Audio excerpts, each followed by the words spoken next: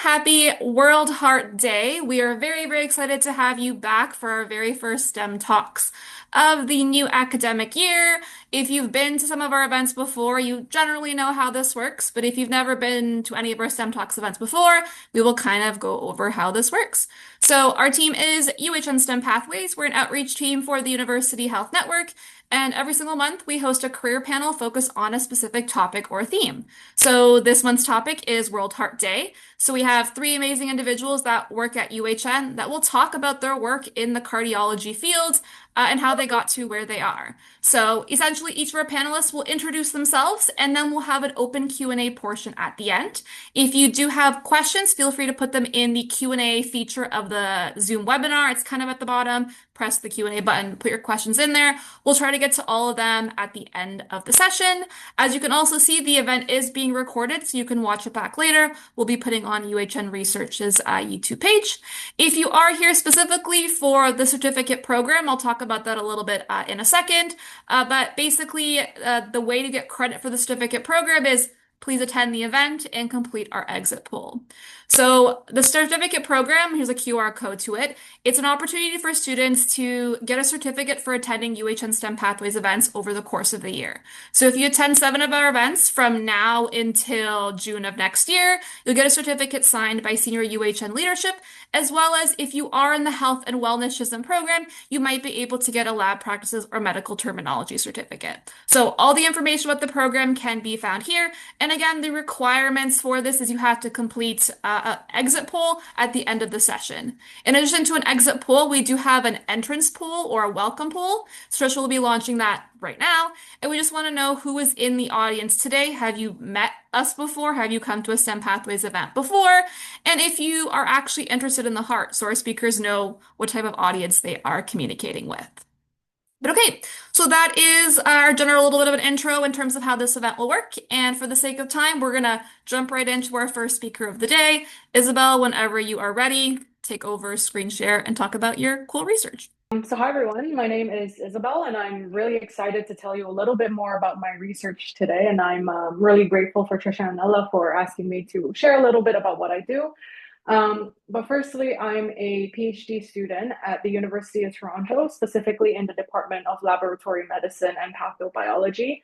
More specifically, I work in Dr. Clinton Robbins' lab here at the Toronto General Hospital Research Institution. And a little bit about background about myself. So I'm actually an international student here in Canada. I'm originally from this beautiful country here in Southeast Asia called Malaysia.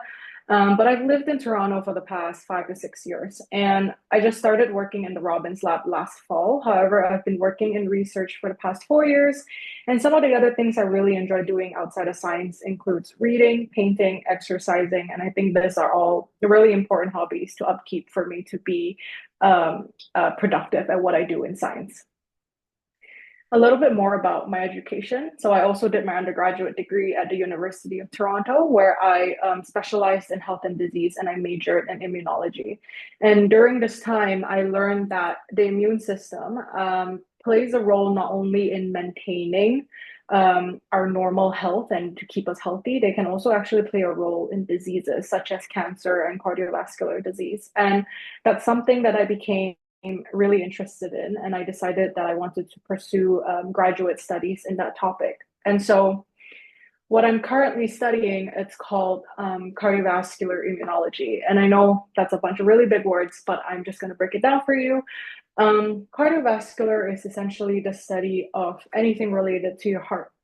And immunology is the study of your immune cells. So as I'm sure some of you guys may know, we have many different immune cells in our body. The specific immune cell I study is called the macrophage, which is that's seen in this picture here. And I like to think of macrophages as these little vacuum cleaners in our body. And the reason why I say that is because they're found basically all throughout every single organ that we have in our body, and they're responsible for taking things up. So for example, if you have a bacteria that infects your lung, for example, macrophages can take up these bacteria and get rid of them. And that's basically the function of a macrophage.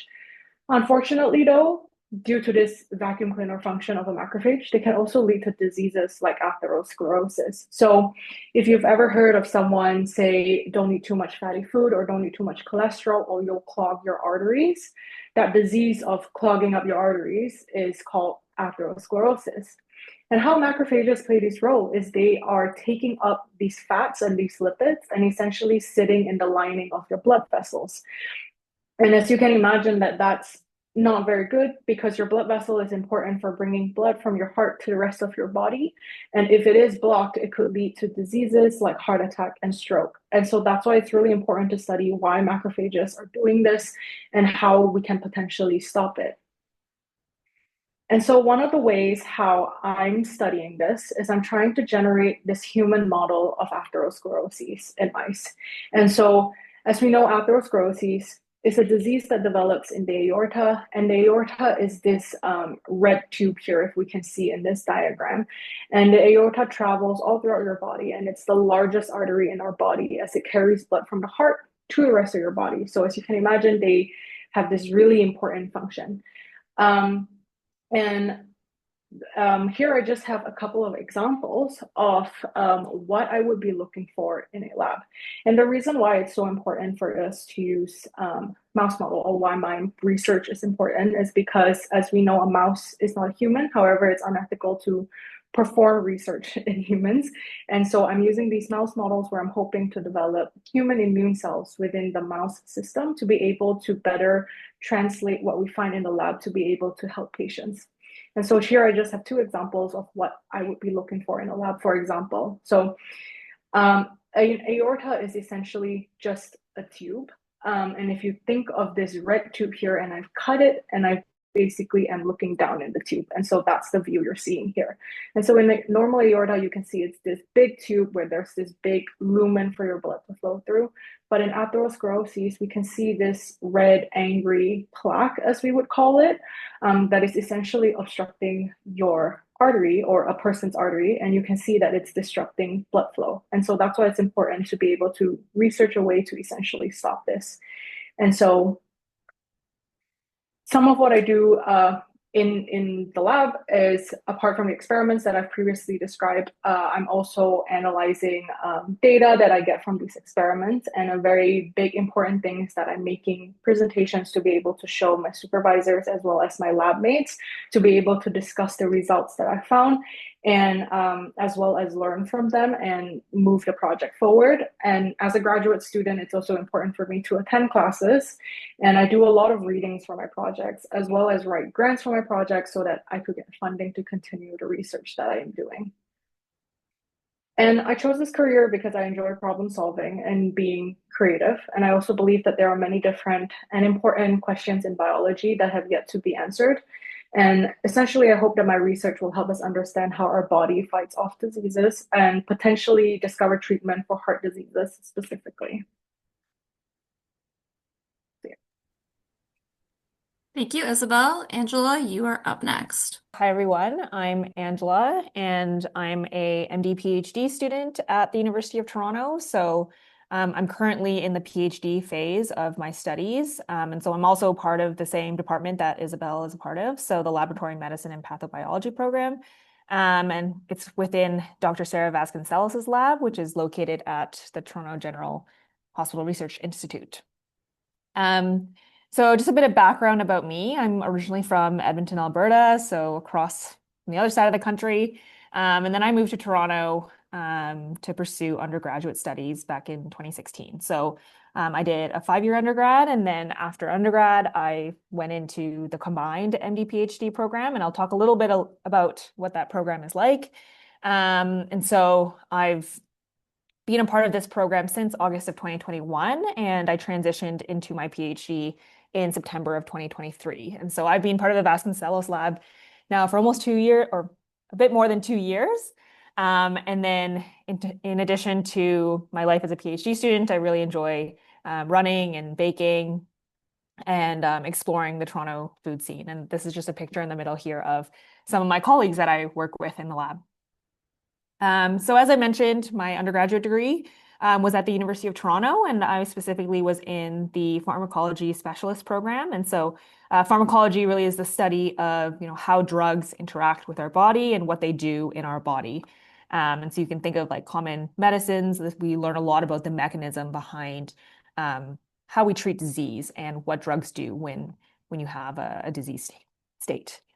So then after undergrad, I went into the combined MD PhD program. So this is a dual program that trains people to be both doctors as well as researchers. And the MD PhD program is very unique because you're not just trained to be a doctor and not just trained to be a scientist, but really this intersection of both worlds where eventually people take on careers like clinician scientists, where you kind of bridge the gap between science as well as medicine and try to make more discoveries that can ultimately help patients in the future. So currently in my PhD studies, I am working in the field of cardiovascular regeneration. And so what that exactly means is that we have cells in our body called stem cells, and they're very unique in a way that they're able to become really any cell type in the body. So if you can imagine, like as a kid, you are sort of have all these decisions in your life to become a doctor or a firefighter or a teacher. You have all these choices that you can make to be more specialized in the future. And so cells in our body are very much like that. We have cells that can become cardiac cells that will be used in the heart, cells that can line our blood vessels, which are called endothelial cells, or we can have cells that turn into immune cells that will be part of the immune system. And you can imagine that this is a very powerful technology where we can then use these cells, these stem cells, turn them into cells that are useful in the body, and then they can be used in disease states. So, for example, in myocardial infarction or like a heart attack, where cells in the heart become or die off because they don't have oxygen receiving or they don't have oxygen receiving capabilities, we could use stem cell derived cardiac cells to then treat that infarcted area. And so a lot of scientists have really been looking at this area and have developed a lot of really good protocols to be able to develop different cell types for the body. But what we're not very good at doing right now is actually vascularizing. And vascularization really just is being able to provide these stem cells or these cells with blood vessels. And so you can think of them as like highways or roads that actually deliver oxygen and nutrients to ensure that the stem cell derived cells are actually able to survive. And so one of the strategies that the lab that I'm a part of has developed is this ability to isolate microvessels from fat tissue and pretty much break them up into tiny small fragments, which we call microvascular fragments. And our lab has shown previously that we can actually take these and they have the normal architecture of blood vessels, and they actually connect to each other and form microvasculature, which is basically all the tiny blood vessels in your body that deliver oxygen and nutrients to tissues. And so in my project specifically, we're looking at using these microvascular fragments in addition to combine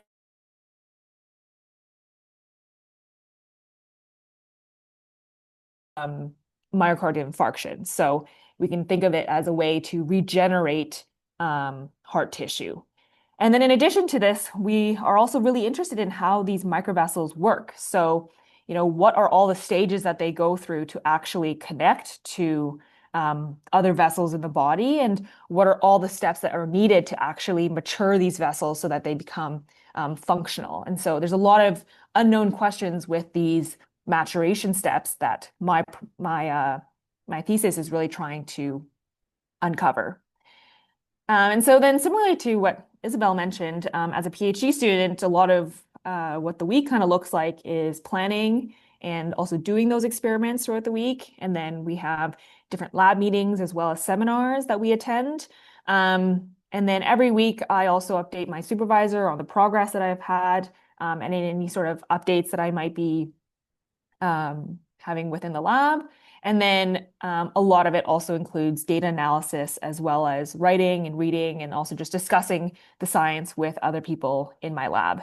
And so that's kind of what my life currently looks like. But then as a medical student, which I've previously completed the 2 years of the program, a lot of that is like uh, doing different classes that kind of teach you different ways of being a good doctor. And so I'm currently halfway through the program, and eventually, when I finish my PhD, I'll go back to med school and complete rotations. And so that's really just going through each of the different rotations within the hospital and learning how different specialties work in the hospital, as well as how to be kind of a different type of doctor in different settings. So whether that be in the psych ward versus in internal medicine. So that's kind of what the week in a life looks like as more of an MD student. Yeah, so in terms of why I chose this career, I think in general for the MD PhD program, it's people are very interested in pursuing this kind of clinician scientist pathway where we're really bridging both science and medicine.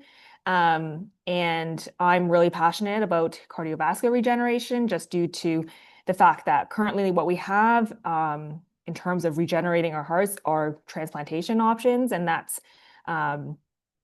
really a low supply kind of strategy right now. And so by using stem cell derived tissues, we can hopefully overcome this supply issue. And yeah, and I just in general for science, I really like working with other people and solving problems and finding creative solutions that can be used in a healthcare setting. Thanks, Angela. Elisa, you are the last one up. Okay. Hi, everyone. Thank you for coming and for learning everything that we do. It's nice to see so many of you here. Thank you to the organizers as well for letting us talk a little bit about what we love doing. I'm a cardiovascular perfusionist, so this is kind of a little bit different than research specifically because I work in clinical practice.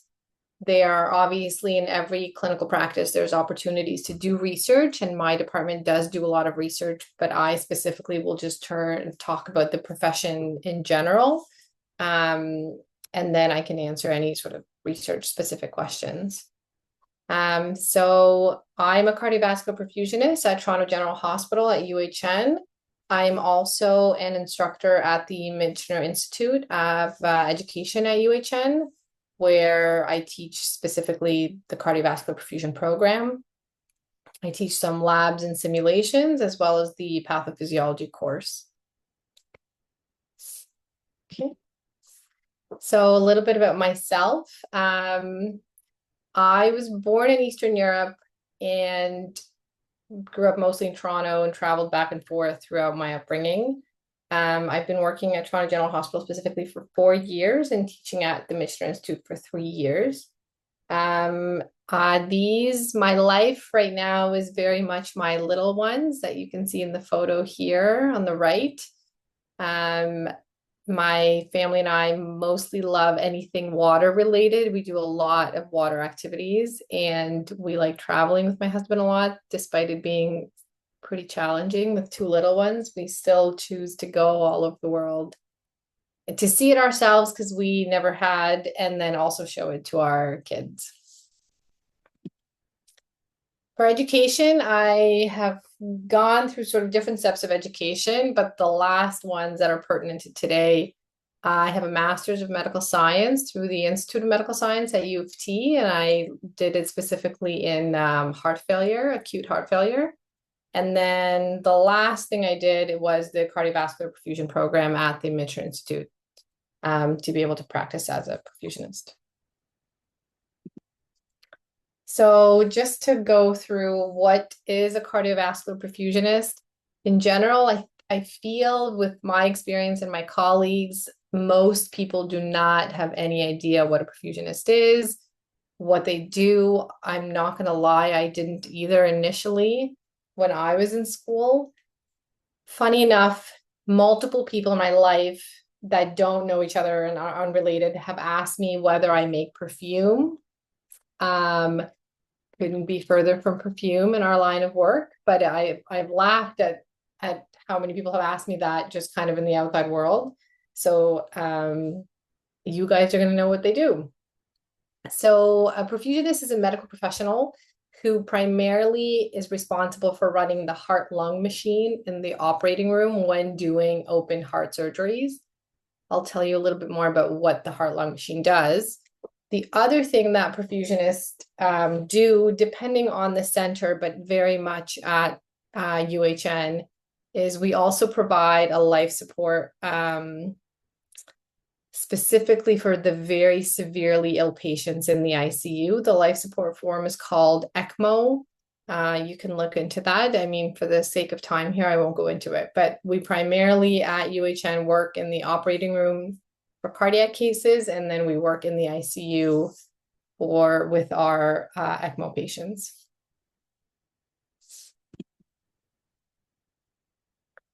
I will show you some photos of what I do. As you can imagine, I work with a lot of cardiac cases. So there is blood. So some of the photos will be quite specific. For those of you who may not want to see them, beware.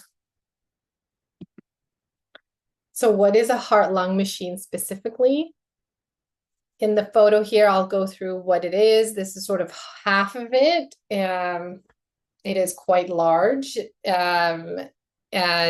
This is sort of the left half of it, but most of cardiac surgery in the current world have to be done on a still heart. We can do a few things on a beating heart, but primarily it has to be a still heart. I think a lot of people don't appreciate that when they think of cardiac surgery. If you also think about it, it's the only organ really in the body that's constantly moving, and not in an insignificant way. It's beating, it's very mobile, and it's the only one. So if you can appreciate, it's very difficult to operate on a moving target. So in order to perform most cases, we have to stop the heart. If you stop the heart, the lungs stop working, just the way they are physiologically related. If any of you have taken anatomy in school, if the heart doesn't work, the lungs won't work. So when we do these cardiac cases, the perfusionist is responsible for stopping the heart, taking on the function of the heart and the lungs with this giant machine, and basically keeping the patient alive during the surgery and making sure the rest of their body stays alive while the surgeon's working on whatever repair or replacement has to take place in the heart.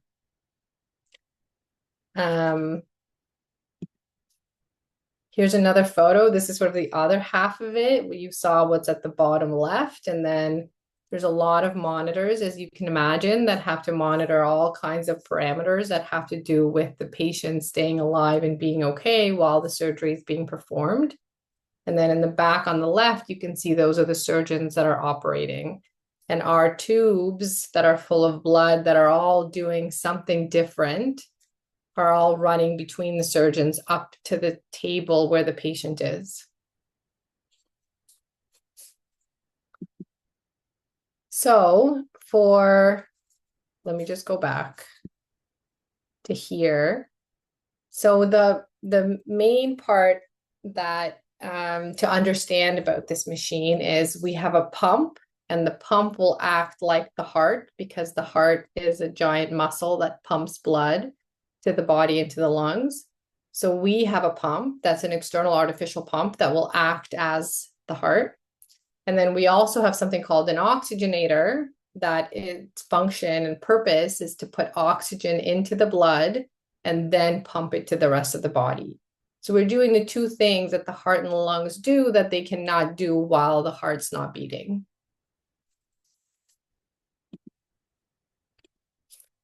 So a week in the life for us, it depends a little bit on the center you work in, but the majority is we are doing cardiac surgery cases.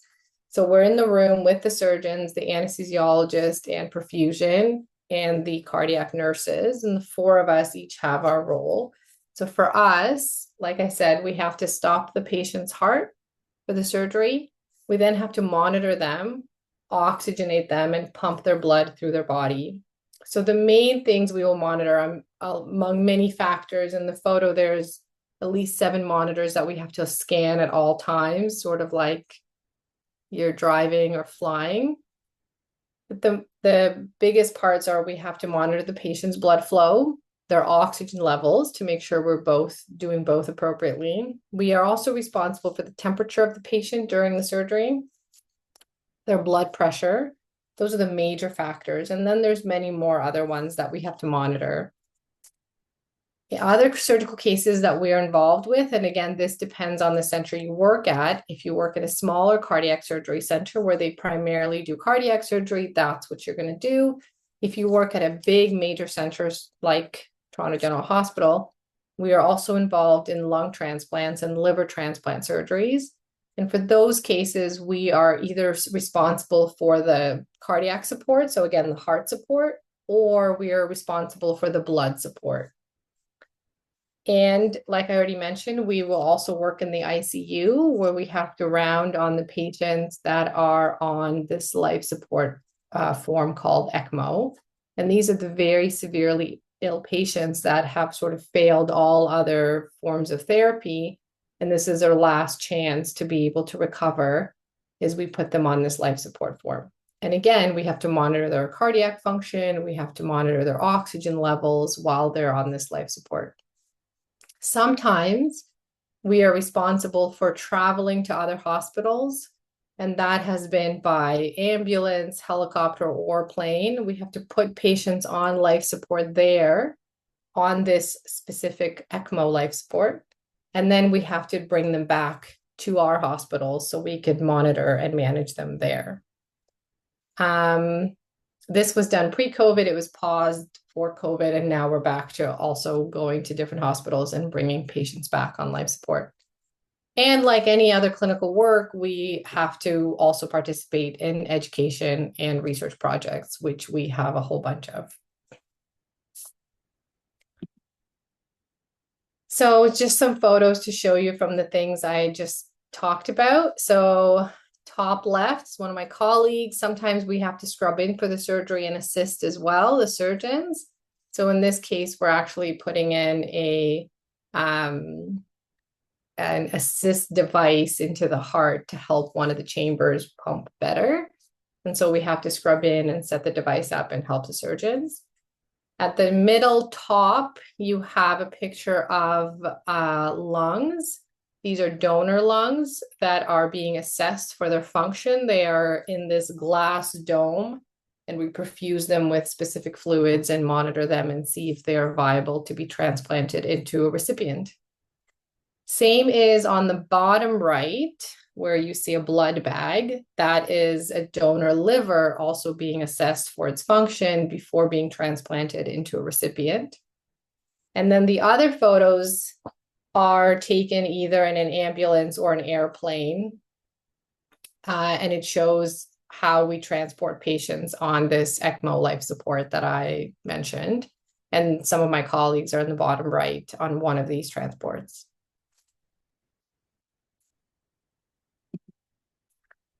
Why is this work important and why I love it so much? As you can appreciate, like I said, the heart is a very specific organ, and it is challenging to operate on it because if you stop it, the rest of the body, it doesn't sort of make a difference what you repair in the heart if the rest of the body is not able to survive.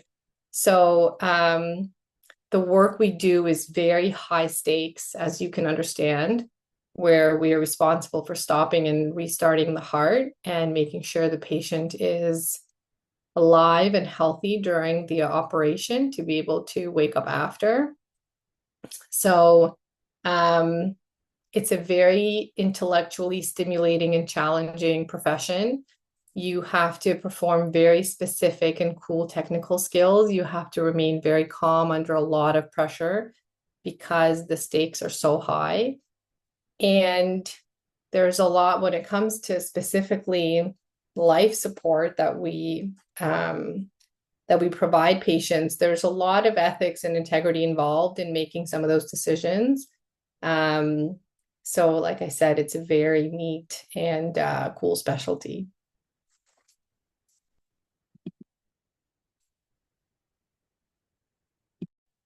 All right, thanks, Elisa. It is now time for our Q&A portion, so I'm going to bring us all back on the screen. Okay, perfect. So as soon as they're submitting questions, some of them actually sent me questions beforehand, so I'll start with some of those. So the first question that a lot of students were just asking is, why the heart? There are so many different organs or body systems or even just fields in STEM. Why was heart the one that you wanted to study more and go more in depth in your career? So maybe we'll go in order of speakers. Isabel, why did you pick the heart? Yeah. I mean, first, I think the heart and the cardiovascular system is really cool and it's very important. And I know like all of our organs in our body is really important, but also cardiovascular disease is one of the most prevalent diseases there are in Canada as well as globally. And I specifically wanted to study the immune system aspect of it because there have been um, recent research showing that your immune system actually plays a big role in cardiovascular healing, for example, after a heart attack, and just this joint between how your immune system, and again, your immune system is also a very, very important part of keeping us healthy. I just found this connect to be something that's really intriguing, and I think like for future therapies in cardiovascular diseases, that this is potentially an avenue or a path that could be used to treat cardiovascular disease.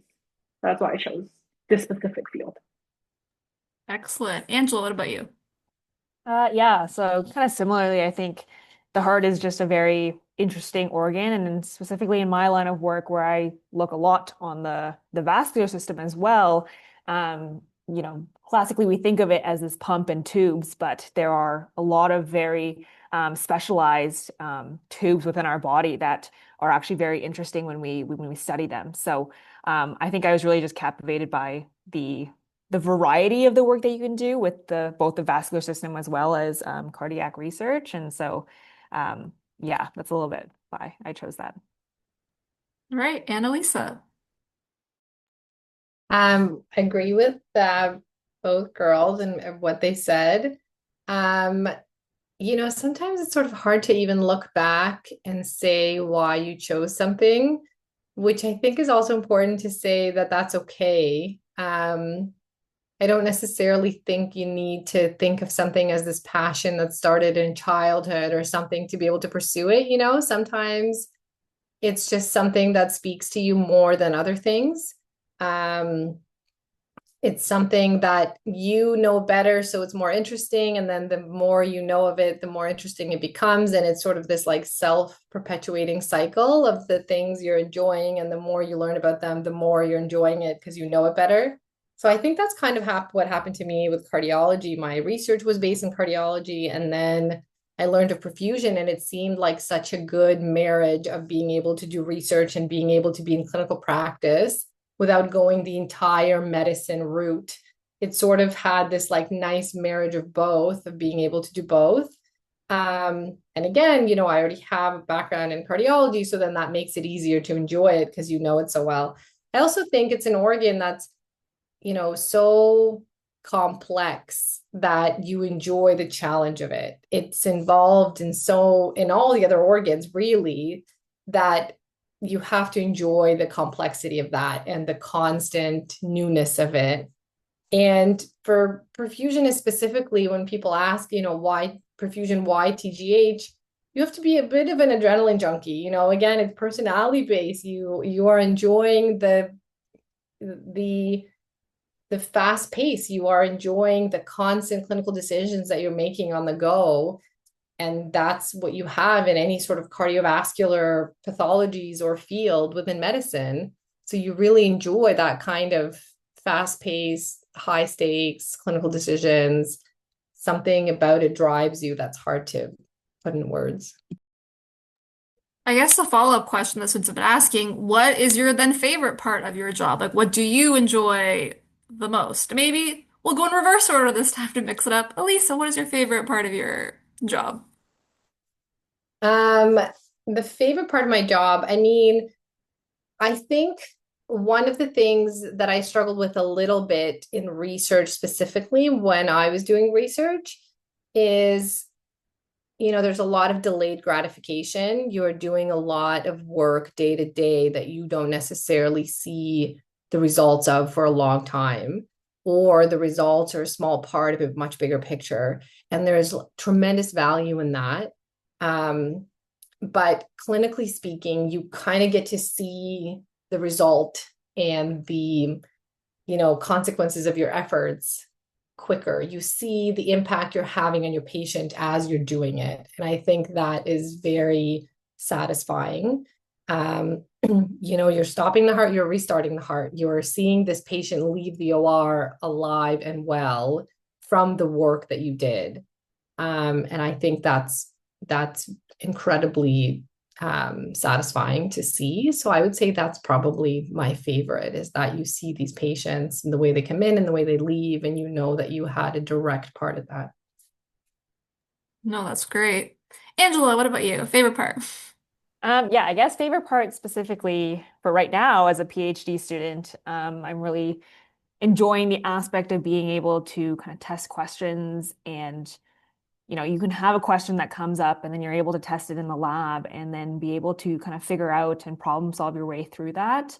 And I say that specifically in the world of medicine, we're not always able to kind of figure questions out in clinical practice. It's highly unethical to be testing certain questions. And so I think having that intellectual curiosity and that flexibility and time to be able to explore that is very rewarding and very interesting as well. And Isabel. Yeah, I mean, as a PhD student, I would have to agree with Angela. It is also the ability to be able to talk about your science with someone and your ideas with someone, and to be able to have all of these tools to be able to answer the question that you have, but also very specifically because, as Alyssa had mentioned, research is such delayed gratification. It is sort of like in the moment when you discover something really cool and you sort of sit there for a couple of hours and you're like, whoa, this is really cool, before you send it off to your supervisor and be like, look what I found. But it's in that brief period when when you had a question that you want the answer to and you have all these really cool tools to help you and you see that result. I think that's my favorite part of being a graduate student. Okay, we have some specific questions. So I'll ask you specific questions. Angela, the first one is for you. So I guess students are interested in this clinician scientist pathway. How did you make the decision to do an MD PhD versus doing a research fellowship after residency, or just doing a PhD and then doing med school? How did you decide on that? Yeah, so I guess in terms of the first part of the question of like why I chose to do an MD PhD, so I kind of knew in undergrad that I wanted to do med school. I wanted to be a doctor. And I think I had a very naive understanding of maybe what a doctor was. I think a lot of people typically think of clinical practice and seeing patients every day. And then as I was going through undergrad and getting exposed to research, I realized that there was this kind of um, like middle ground between these two. I started really liking research, almost actually ended up pursuing research, but then seeing that I could kind of bridge both, the MD PhD program really became a lot more appealing. And then in specifically why I chose to do a PhD during my medical training as opposed to as a research fellowship, I think it's a very like personal, you'll ask many different people and people have different opinions. Um, I think I was also ready to pursue a PhD right now. I think I kind of knew that I wanted to pursue this clinician scientist pathway. Sometimes people delay graduate studies just because they want to figure out kind of clinically where they want to stand and what they sometimes they fall in love with research a little bit later. So I was just very excited to kind of pursue science. And so I think the MD PhD kind of allows you to do that earlier on. And I think it's a very long program, and I knew that doing a PhD while I was kind of younger and still very excited by it was a bit more appealing than down the line when I was settling and having a family.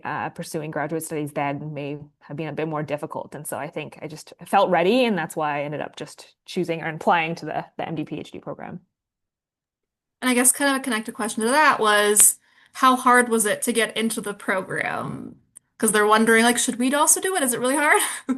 Yeah, I think when I was applying too, I was like, I don't even know if I'll get into this program. It really was just applying broadly. After undergrad, I applied to a lot of different med schools as well as graduate programs. I was happy taking either route, either doing a PhD first and then medical studies. So yeah, it's kind of circumstantial too. I applied and then was lucky enough to get in, and then that's kind of the path I ended up taking. But um, yeah, I think it could have fell in any sort of direction too. All right, questions for Elisa. Okay, they want to know more about the education for a cardiovascular perfusionist. Like, do you have to go to med school? Are there specific programs? They're obviously interested, but they don't know how the programming works for a cardiovascular perfusionist. Yeah, I think again, because it's such a small sort of subspecialty, most people don't know about it. Um, there are only 3 schools that offer cardiovascular perfusion in Canada. There's many more in the United States, naturally, as with everything else, but we have a very small program in British Columbia. We have the biggest program is the Michener program at UHN, and then there's a third program at in Montreal. So there are sort of 3 big routes to get into perfusion at Michener. One is the academic route. So you have to have a bachelor's degree and oftentimes a graduate degree, like a master's. They have to be in a field related only because you need to have the certain prerequisites. I don't know those off by heart right now, but if you go on the Michener website, you can look that up, where you have to have anatomy courses and physiology and chemistry and physics and things like that. So I think the programs you take in undergrad and or masters, you can choose them as long as, I suppose, they contain those prerequisites necessary. The second route you can take is you can be a clinician like an RT, so a respiratory therapist, or a registered nurse. And if you have a certain number of years of experience within ICU specifically, intensive care unit, then you can also apply. But I think the prerequisite courses still stand. So you still have to have the appropriate prerequisites if you've gone down the clinical route. So we have a lot of perfusionists from that route as well.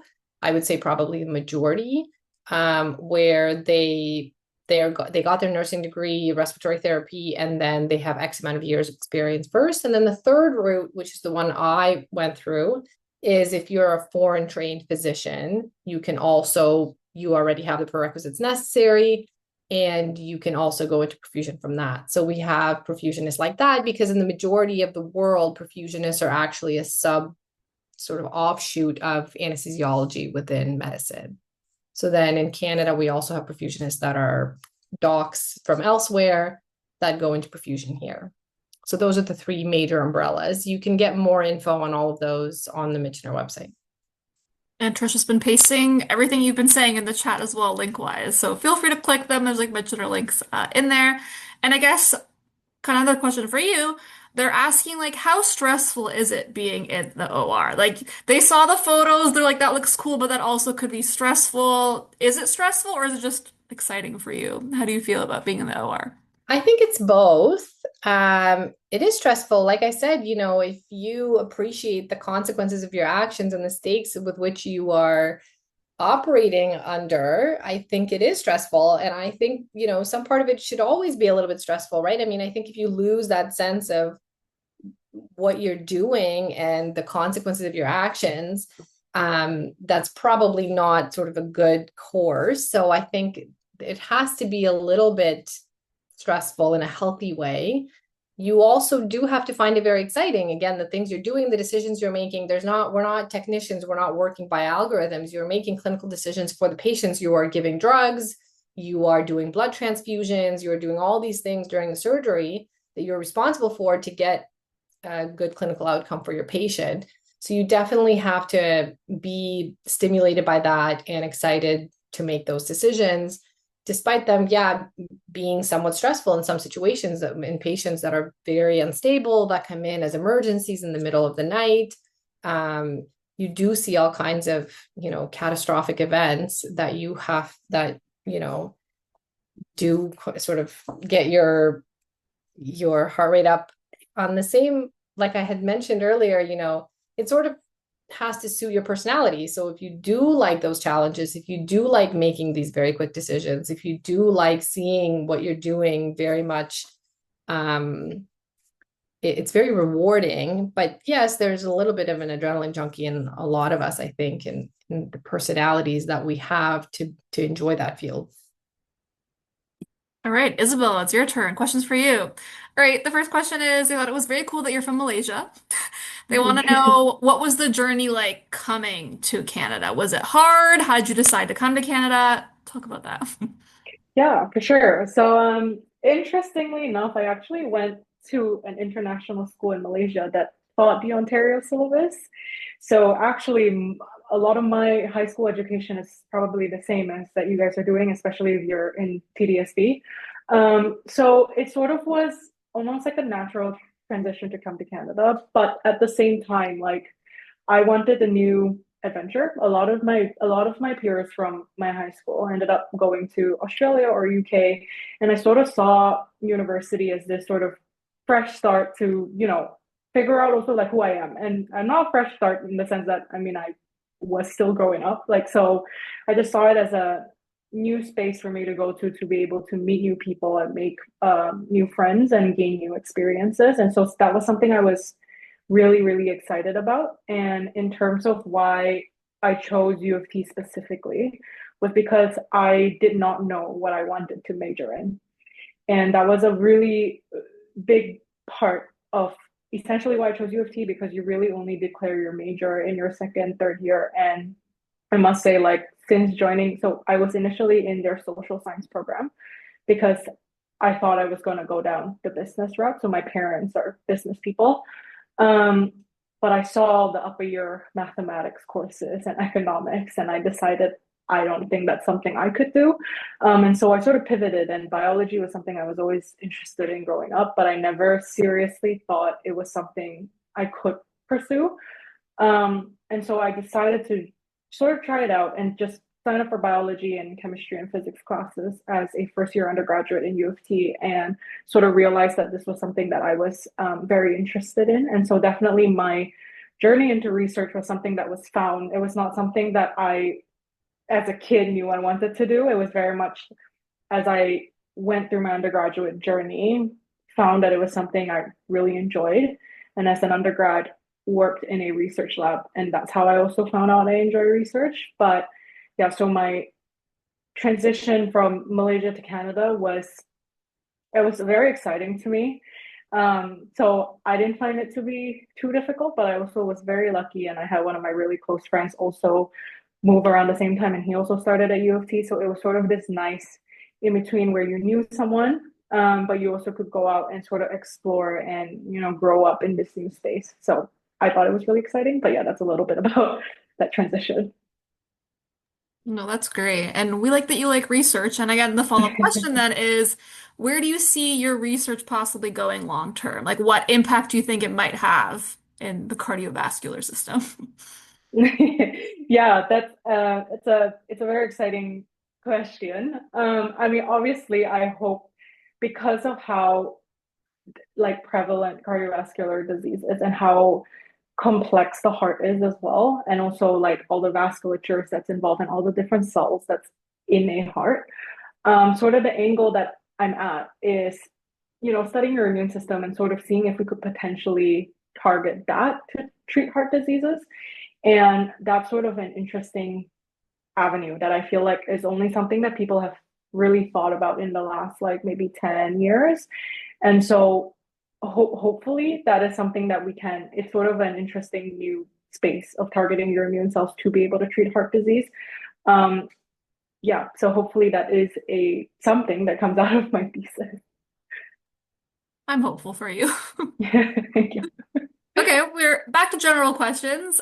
So students a lot of them are interested in just exploring your field. So how would you suggest they, dip their toe into possibly pursuing your career pathway? Are there extracurriculars they should be trying? Should they be Googling things? How would you recommend they explore potentially going into any of your career paths, like research or perfusionist, etc.? And Angela, how about you? We'll pick you first. Yeah, I guess I can speak a little bit for medical training and what you can kind of do. a lot of medical schools and U of T also offer different like summer programs where you can kind of get a sense for what medical training is like. They have different people that can kind of come and speak. Even panels like this are a really great way to get an idea of what medical training is like. So yeah, definitely Googling and just perusing websites, you can definitely find different programs. And in terms of research, yeah, I know U of T has a lot of open houses that they do with the different departments, the research departments at U of T. The MD PhD program specifically also does an open house each year. And so you can kind of learn a little bit more about what people do and what sort of ways you can kind of boost your application to get into a program like the MD PhD program.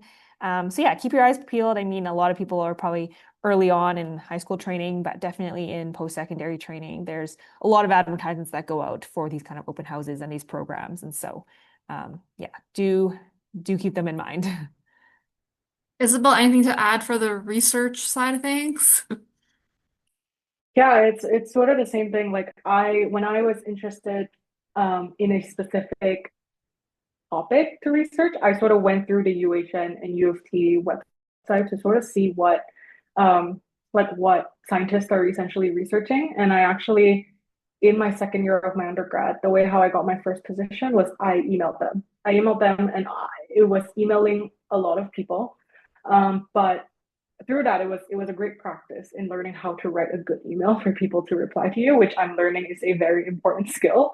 But also, don't be afraid to reach out, because what I've learned in my journey as a very young new scientist is that a lot of these scientists want to help you, and a lot of these people want to help you grow in your career. So don't be afraid to reach out. And how I got my position was I was just really lucky, and the scientist replied to me, and that's how I got my first position. And but it was going through essentially the UHN and the U of T website. And we're really lucky to be in Toronto, where we have so many of these institutions and a lot of great support for research. All right, Elisa, how can students possibly explore your career path?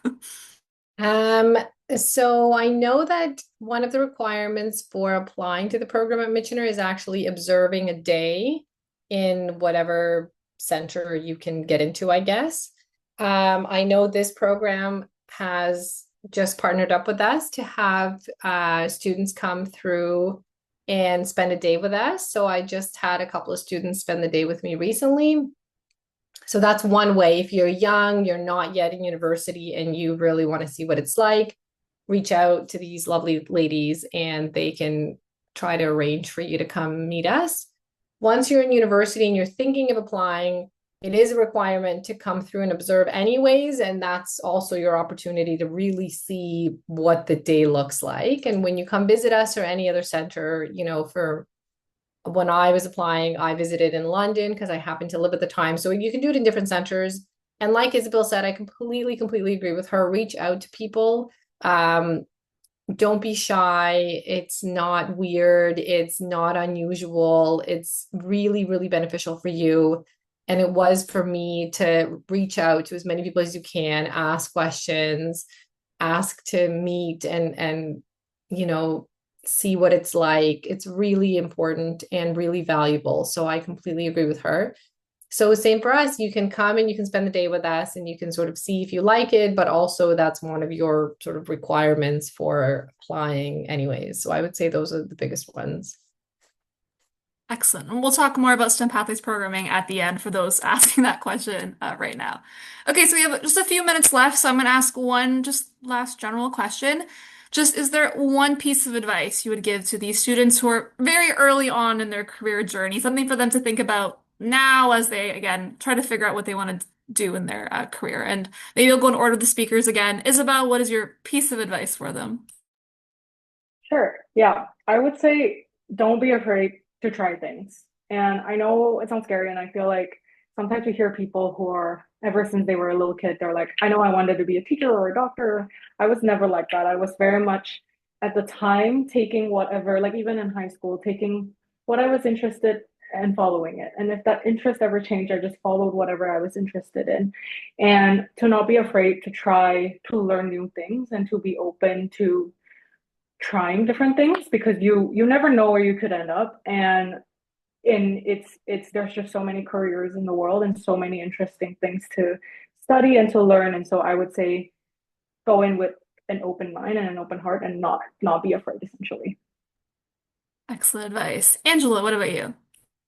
Yeah, I guess one piece of advice is to, not worry too much about how to be kind of fitting into some mold that will allow you to kind of get into certain programs. I think a lot of people get really stressed about, oh, I must have this many hours of volunteering and extracurriculars and all that. And while that is very important, I think really sticking to kind of what you're interested in and nurturing yourself is really important, and don't get caught up about, what other people are doing and what society wants you to be doing. I think at the end of the day, people are good in their careers because they've developed these soft skills and they have commitment and passion to themselves and bettering themselves. And so, take time to nurture yourself and fuel your own passions.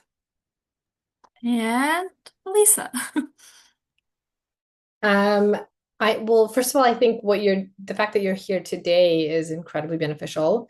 Um, I'm older than I think the others here, and we didn't have these kinds of opportunities when I was younger. So this is incredibly helpful to be able to actually speak to people, to hear what their life and career is like, to be able to go visit them. I think seeing more is incredibly beneficial, and not, like the girls already mentioned, getting stuck in, well, I can only be a doctor or a lawyer or a teacher, like you sort of have this like dozen of professions that you think, and then when you grow up, you realize, my God, people have hundreds of different professions and specialties and areas of expertise that bring them so much joy. So I think attending things like this, like we already said, emailing and saying, hey, what are your pathways to come and actually see and meet you and see what you're doing, and whatever, field you are interested in, they'll have their own pathways on how to do that. But actually going in and seeing what that life looks like and hearing from people directly, of not on paper, what does that profession look like, and salary, but realistically seeing how those people work and how much joy or not joy they're getting from that. I think that kind of information is completely priceless, so that you don't get stuck in like a few pathways that you have to follow. And yeah, I mean, Angela's right, take care of yourself and do things that bring you joy, because ultimately you're very young, and it's okay if you pick one, major and you change your mind. It's okay. You have so many years ahead of you. It really is not critical to sort of have one step after the other without any breaks, without any opportunity to see the world, without any opportunity to change your mind and say, this is not for me. We had a student go through the program a few years ago who almost at the end of the program was like, this is not for me. And I thought that took such incredible strength. Like, she was such a lovely human. For her to be able to say that, this is not, I don't think that I can do this long term, is incredibly strong to say, and to then pursue something different. It's okay to say that. There's no fault in that. There's no issue in that. It's your life, and you can try different things before settling on one. That was like a perfect end statement to the panel. So thank you, panelists, for being here and spending an hour with all of us and all the students. For the students that are here, just a reminder, you do have to complete our exit poll, which Trisha will be launching shortly if you do want credit for attending our event. And I'm just going to do 2 wrap-up slides. Again, the questions hopefully aren't too hard, though, for this quiz, just on who has been presenting today. So please let me know when you can see my slides. Somebody nod at me if you can see it on the screen. Okay, perfect. So as I mentioned at the beginning of the event, our team is UHN STEM Pathways. So we are an outreach team for the University Health Network, which is a combination of both hospitals as well as research institutes. So our team hosts programming every month, and the programming can be virtual as well as in person. You can learn all about our programming on our website, UHNSTEMPathways.ca. Additionally, if you have questions, you can always email us or even contact us through LinkedIn. We post on there relatively often, and Trisha will be putting this information in the chat. And yeah, we host programming throughout the school year. In the summer specifically, we host the shadowing program that Elisa was talking about, where students can come and actually see what it's like to spend a day at a certain job or an education or career journey.